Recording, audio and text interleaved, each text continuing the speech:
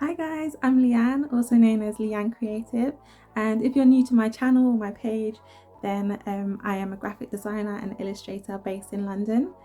In this video, I'll be talking you through how I illustrate children's books, so if you're interested, then please keep watching.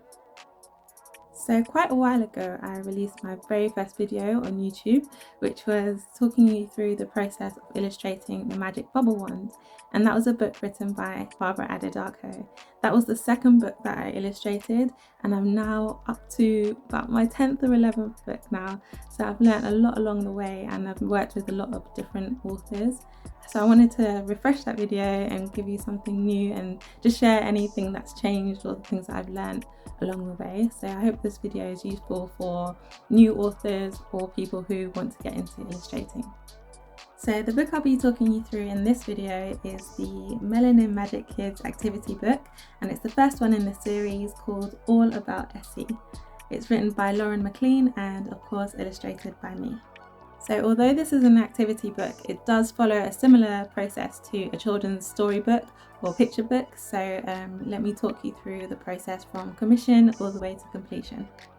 The first step is commission. This is when you as an author would go and look for an illustrator that you'd like to work with based on their existing style. It's really important to choose an illustrator based on their style, because it would be really difficult for an illustrator to change their style in order to fit your book. For example, if you like the style of Vashti Harrison, it wouldn't be a good idea to then commission someone that draws like Quentin Blake, for example. They have really different styles, so to get someone to draw differently might not result in the best finished product. Some things to consider when you're briefing in your illustrator would be the target audience. It's really important to know who you're trying to appeal to, because that will help the illustrator to produce the front cover, for example. Knowing your page count would also be really helpful, because that will help the illustrator to understand how long the project might run for and how many illustrations that they will need to produce. Timeline is also important. If you have a specific date that you'd love to launch the book for, then let us know in advance, so then we can manage our work schedule and see if it's actually possible to fit into our workload. As the book I'll be talking you through today is an activity book, it's really important to know what activities you'd want to include in the book itself. So for example, if you wanted word searches, or if you wanted spot the differences, it's a good idea to establish how many of each you wanted. And then of course, we'll take care of all the creative stuff. As I work with a lot of self-published authors, they go through Amazon Kindle Direct Publishing. And Amazon actually has quite strict rules in terms of page count and sizes. So it's really important to establish whether you are going down that route or not, or if you're going down an independent publisher or printer. And so if you can establish that quite early on, we can make sure the sizes all fit into the guidelines of Amazon. So at this point, you should have your manuscript. That's the full story, the text that will be put into your book. As illustrators, we'd love to see it. We'd love to see how the story flows and get an idea of the characters that will be involved in the story. It will help us picture the scenes and, of course, make sure that it's a story that we want to work on. So as this is an activity book, it doesn't necessarily have a storyline, but I love the theme behind it and the ethos behind the company in general. It's an activity book that's meticulously designed to develop self-love, self-identity and self-worth amongst girls. So this was amazing, and if you have something like that, like an ethos or a mission behind your book, that's really lovely to share with your illustrator. Then of course we have to talk money. Budget is a huge part of commissioning an illustrator. If you're a new author, then I have to prepare you that this is an expensive part of the story. So you will have to make sure you have set a budget aside for your illustrator, because it does take a lot of time, a lot of skill, a lot of effort and creativity to put a book together. So make sure that you have a decent set of money set aside to pay your illustrator what they require. So step 2 is creating the flat plan. If you don't know, a flat plan is a diagram that helps you work out what content will go where. So this is a flat plan. As you'll see, it's made up of boxes, and each box represents a page. This will help us as illustrators to work out what goes on page 1, what goes on page 2, and see how the scenes will flow together. If you're quite a practical person, then maybe this diagram wouldn't be the best way to think about your flat plan, but you can always grab a few pieces of paper, fold them in half, and make a dummy copy of your book. You can then make notes and sketches of what content you want on what page. As an illustrator, we will of course advise you and guide you through this process. So step 3 is character development, which is probably my favourite part of the process, because it's when the story really comes to life and I can start to bring personality into the characters. For this book, I started in a very traditional way, so back to pencil and paper.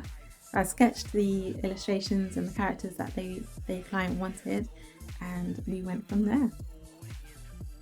As you can see, the Goma the goat character went through a few different iterations to make sure that the client was happy with it, which is perfectly fine at the sketching stage.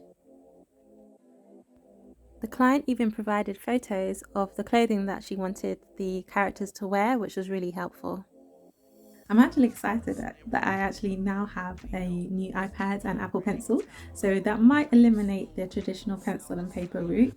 I could go directly onto the pad.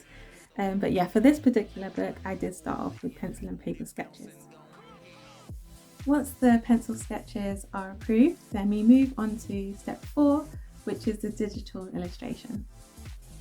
The digital illustration stage is when we bring the characters to life through colour. We bring them onto the computer and start to vectorize them. In my case, I do use vectorized art. I take them into Adobe Illustrator, I use my digital pen, and I get to work. It's at this stage we also think about typography, so the fonts that we want to use throughout the book. I usually start by creating the front cover to get an idea and make sure that the client is happy with how I put the characters and the text together. This client in particular, they already had some brand colours in mind, so they sent those through to me, and it was up to me to use these colours to complement the characters and to create a front cover that was appealing to their target audience. Step 5 is activity creation. So as this is an activity book, we had a few different activities, including word searches, spot the difference, where's Esi, and handwriting exercises for the children. The spot the difference activities were probably my favourite ones to work on, as it was something that I liked to do while I was a child. It allowed me to bring different scenes and have the characters in different situations, and yeah, it was really good to have free reign of how I can bring the spot the differences to life. The client in particular was happy for me to decide what scenes the characters would be in, and so yeah, it was a great way to really get creative and challenge the children at the same time. So step 6 would be to consider your back cover. This is probably second to the front cover in terms of importance. So the front cover is what the customers would see on the shelves or on your website. And so that, of course, that's the most important focus. But if you are selling physical books, then the back cover is secondary to that. So that's where you would explain to your customer what's inside the book, but also leave a little bit of intrigue. So if you can write a really good strong piece of text that will go on the back cover, that's really important. You'd also need to source your ISBN code, and that's the barcode that would be scanned if your book is sold in a physical shop. You can get these from Amazon if you go down the Amazon route, or your publisher should be able to help you source that. So once all the pages have been illustrated and collated by your illustrator, and you are happy with the final product, then we are at the final stage, which is completion and sign off.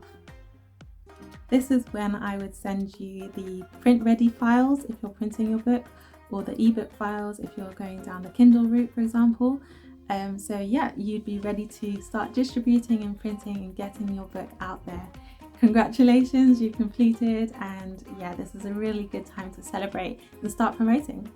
Good promotion and marketing is so important in terms of getting your book out there to the relevant people. I love, of course, to promote the books on my page, but if you have a good social media presence, then it's a good idea to get professionally designed posts to promote your book, and that is something that I offer as part of my service. The Melanin Magic Kids promotional team have been amazing. I really love their marketing. It's all really branded. We've got amazing high quality photos, and they've done some great collaborations with young readers.